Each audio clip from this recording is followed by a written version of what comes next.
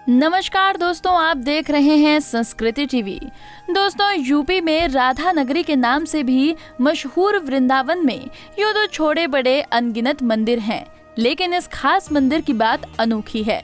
दरअसल यहाँ बीते 480 सालों से बिना माचिस के प्रयोग से ही ठाकुर जी की आरती हो रही है।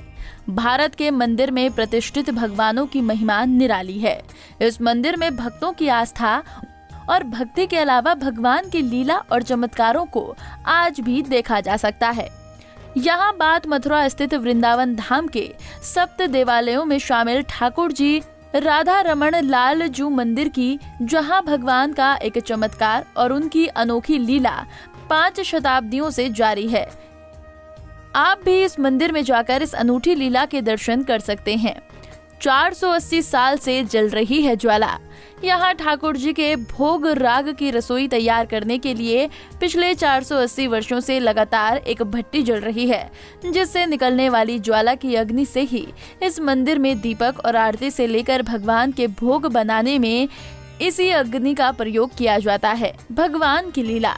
इस मंदिर के सेवादारों श्री वत्स गोस्वामी के मुताबिक इस मंदिर परिसर में मौजूद ये प्राचीन भट्टी दिन भर चलती रहती है। भगवान के सभी कार्य पूरे होने पर रात में इसमें कुछ लकड़ियां डालकर ऊपर से राख उड़ा दी जाती है, जिससे अग्नि शांत न हो। अगले दिन तड़के उसी अग्नि में कुछ उपले और अन्य लकड़ियों को डालकर बाकी भट्टियों को जलाया जाता है। ये प्रथा उतनी ही पुरानी है जितनी की ये भट्टी, जिसके बारे में कहा जाता है कि ये बीते 480 वर्ष से निरंतर एक अखंड ज्योति के रूप में प्रज्वलित होकर जल रही है। इन कार्यों में होता है अग्नि का इस्तेमाल।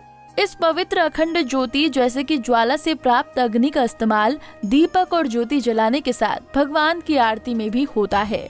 तो वहीं प्रभु का भोग बनाने के लिए भी किसी लाइटर या माचिस की बजाय इसी भट्टी की ज्वाला से मिली अग्नि का इस्तेमाल किया जाता है।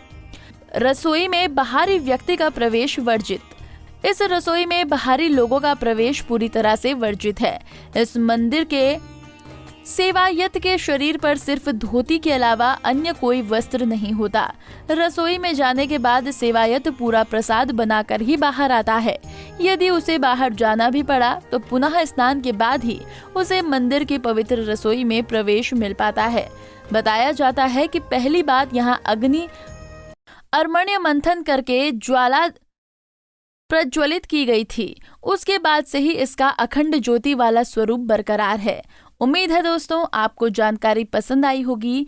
धर्म और आस्था से जुड़ी इसी प्रकार की जानकारियों के लिए देखते रहिए संस्कृति टीवी।